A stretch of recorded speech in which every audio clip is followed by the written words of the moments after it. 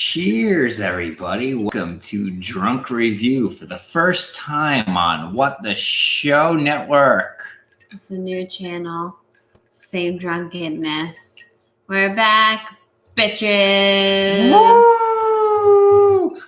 And today, at the request of one of our favorite people in the world, Brandy Parker, we watched Teen Witch. Brandy, you sweet summer trials. Oh man, thank you so much for this surprise, this delight, this phenomenal movie that was Teen Witch.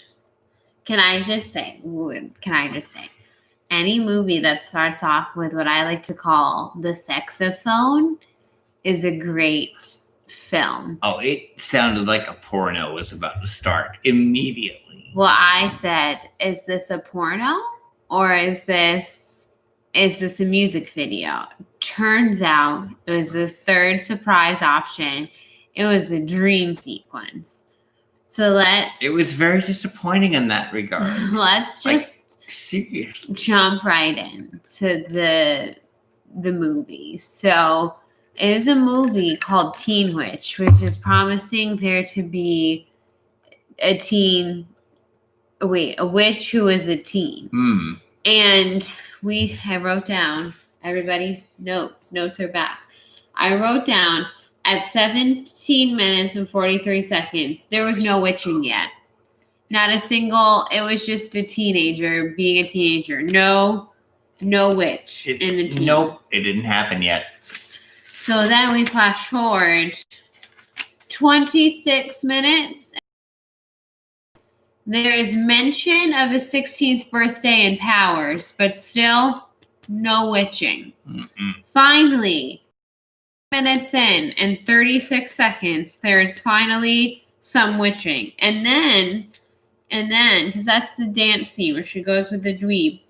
And then, he was a nice fella. 37:49, things are getting real witchy. That's what I wrote down here. I put 37 minutes, 49 seconds, things are getting real witchy. So it takes nearly 40 minutes into this movie for shit to get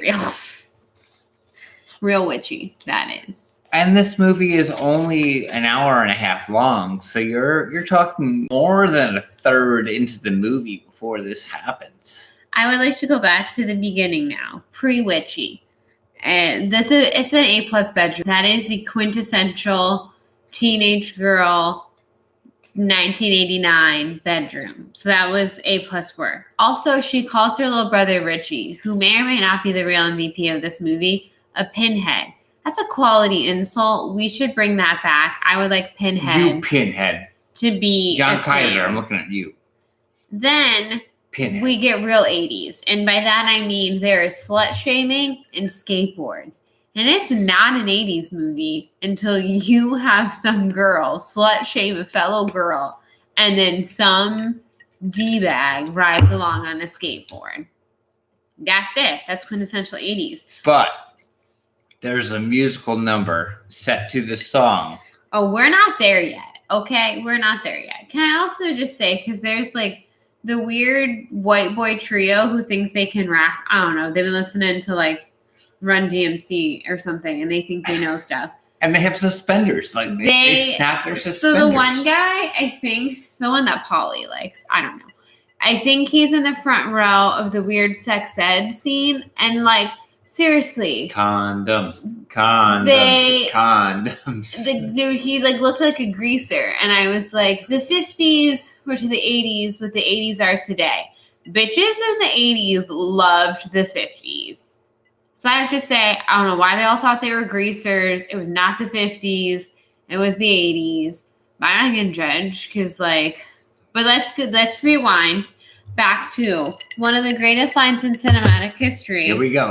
Which was, listen. Hey, cheerleaders, I got the new cheer. And then they do a choreographed dance number in the locker room. But it's not, they don't cheer it. It's not a cheer. It is a song. Tape. It's done to a cassette tape. And it is called I Like Boys. And that's it. That's pretty much the lyrics to this song. Bad. It's so bad. What I think you mean to say is it's so good. No, it's so bad. It's so very, very bad. But they have a choreographed sequence. And she said that like she had just found this for the first time, which is like amazing in so many ways. Because like just like apparently they all have telepathy, so they can just like, you know. How did you just say that word? Telepathy? Telepathy? Telepathy. You know, telepathy? That's not a word. That's not a word. Telepathy. They can just like. That's like. Beam thoughts to each other's brains, you know, like bimbos. So anyways, I excuse this because this was clearly a creative choice by the brilliant mind of this film. I don't know who directed this movie. We didn't look that up. But I'm brilliant. It was clearly a musical number. And I said, I can excuse the fact that they're doing a cheer, which is not a cheer. And just a lot of things I could excuse about that. But then let's skip forward to the Brad montage because this is the quality content we're here for. Brad Powell. Brad Powell. He is so dreamy. I want to make an 80s movie. It was like a Brad or a Jake or like, why do they all have this? Not a Yacovetta. Not Jake Yacovetta, although he would be an 80s heartthrob to me. I love you, Jake. We're learning things right now. We're really learning things. You're an A+ guy.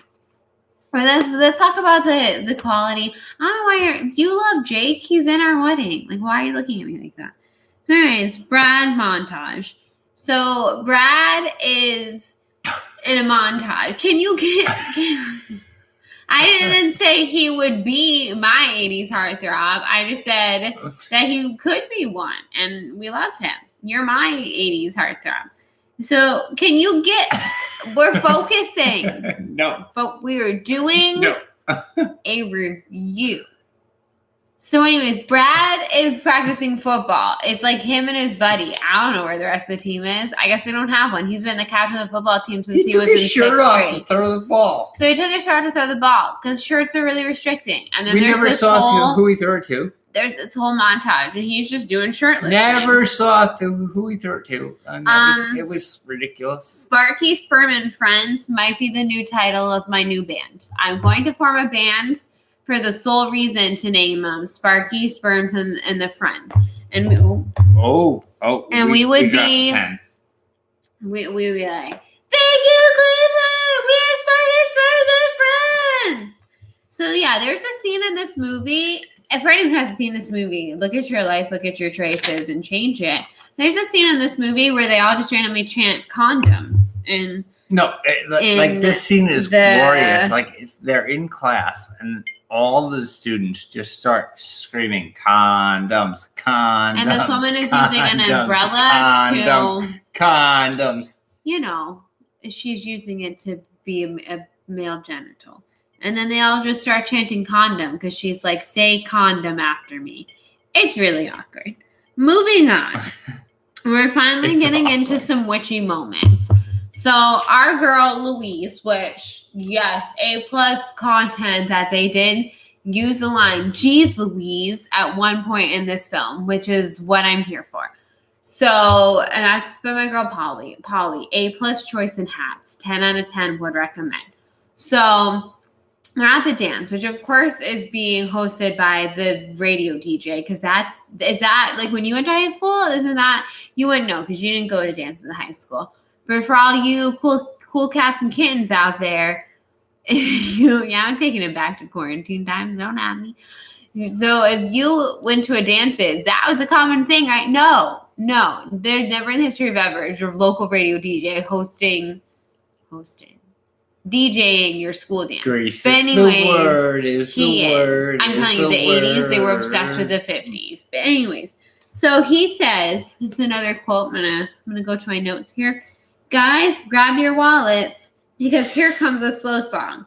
Which then we said, are women pickpocketing men in slow songs? Is that what they need to grab their wallets? The girls to go slow dance with them, and then he's like, grab your wallets. because Or they're does gonna he mean- pickpocket you. Or does he mean that, like, guys grab your wallets? Because there's, like, the stereotype that, like, a guy would have a condom in his wallet, and it's a baby-making song.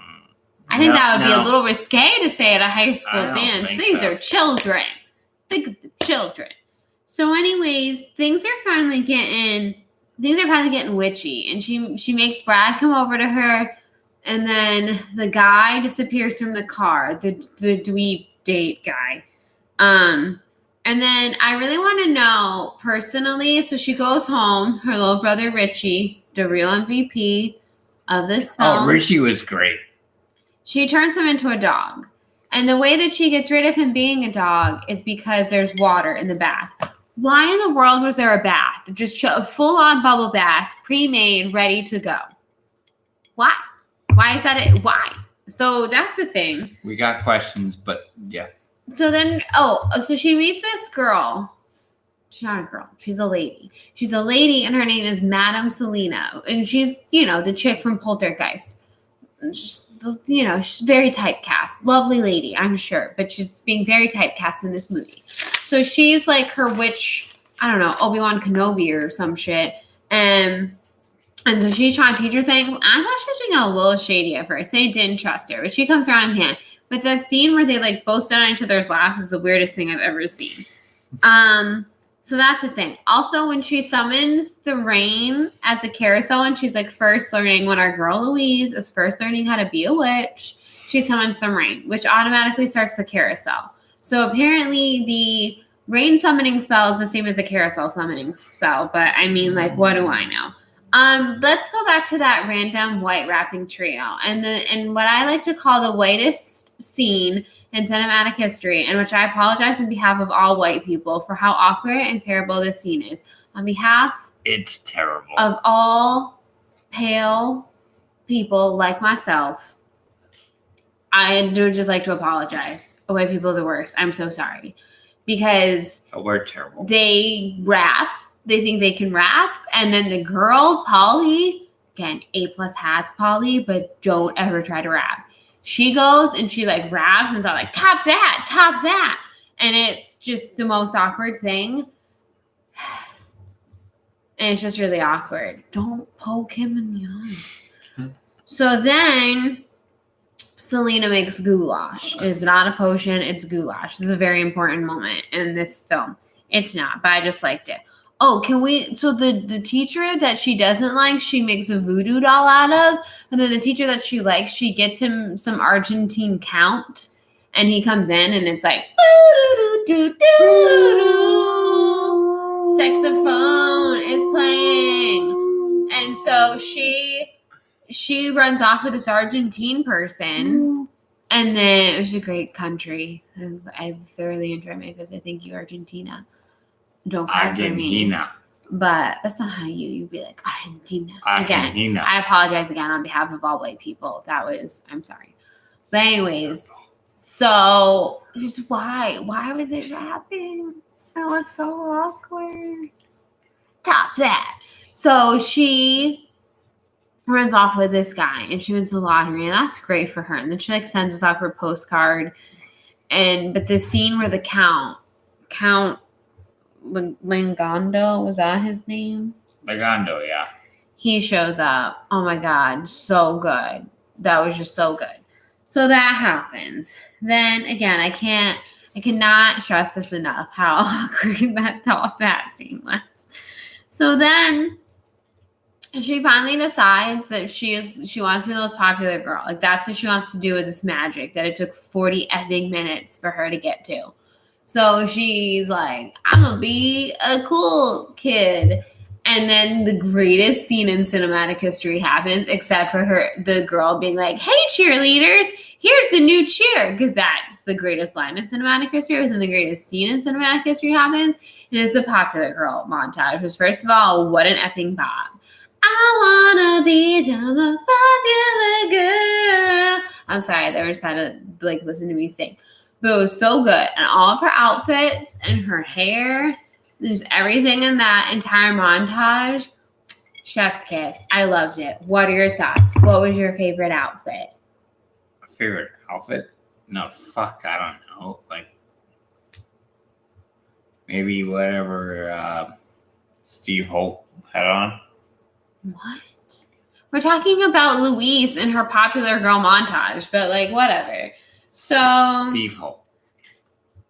So anyways, so that happens. Brandy. And then there's the we're back to the saxophone, and there's some more softcore porn going on, and her scene with Brad, and they're like randomly in a sunflower field, and they don't know how they got to the sunflower field, and then they're like in this old random house, and it's a very dramatic long take of her putting shoes down, like she took off her black pumps, and she goes up the stairs. I can't reiterate this enough. If you have not seen this movie, it's on HBO Max. Yeah. It's on HBO Max, which I know you all have now because every movie is going to be released there next year. So wait. Hold on. Fuck. No. Every movie ever is coming out. But Mortal Kombat is coming to HBO Max, and anybody who does not order HBO Max is a fucking shithead because you don't get to watch Mortal Kombat right now. And if you don't order it, well then back to the topic at hand. Teen Witch. And when you should go watch, forget all the great content that is about to come to HBO Max. There's already the best movie on it right now, currently. Mortal Kombat. And you should go watch it. You know that's my kryptonite.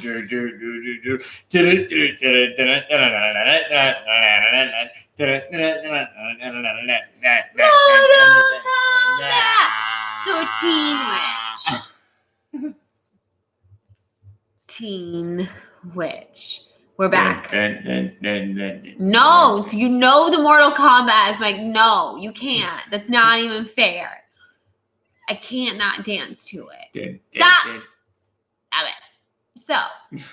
So it's on, and you need to go watch it. And they're in the sunflowers, and I don't know. It turns into softcore porn for a minute. And she goes and talks to Madame Selena, and she's like, but how do I know if he loves me? And then she's like tiny and cute, and she's like, oh, but I was in Poltergeist. And so then she's like, I don't know if I want to be the most popular girl, but what a bop that song is. There's some great songs. I mean, I Like Boys, Most Popular Girl, not top that because that was cringy. Also, I have really bad secondhand embarrassment. And we're going all the way back to the beginning for a minute, but when she... the poem accidentally, the thing she wrote, the letter she wrote to Brad, it's all very awkward, and that's all I gotta say about that. Also, her dad in this movie like kind of gives off creeper vibes. Is that just me? He's cute. I don't know. I'm sure he's nice. So then Richie comes back in, just being Richie, and for some reason he's like a bellhop, and he ironed her homework. That's a thing. I took the liberty of ironing your homework, he says. And that's... So then after the weird, awkward, she sits on Selena and Selena sits on her. We get to the dance because it's a teen movie. And if the climactic scene doesn't happen at a dance, what's the effing point? Why do you even have a teen movie? The Macarena's not come out yet. It's 1989. So... the big climax, of course, comes down to her being like, I don't know if I want to be a popular girl. I want people to like me for me. And Brad took me on a romantic boat stroll. And I don't know now, Selena. And so she just drops her amulet, which randomly Madame Selena is at the dance. Because, again, that's not weird that, like, some random lady would just be at your high school dance. Were they that desperate for chaperones? I don't know. So she's there. And so, basically, she drops the amulet, and then Brad, like, the cross eyes across the room, and then they go and they just, like, have a little quick little makeout sesh at the dance. So I guess we're supposed to end the movie going, he likes her. I don't know. I think she's now broken the spell. She got rid of the amulet. Is she not going to be a witch anymore? I don't know. It's a very open-ended question, Teen Witch. It's an open-ended movie, and I need answers.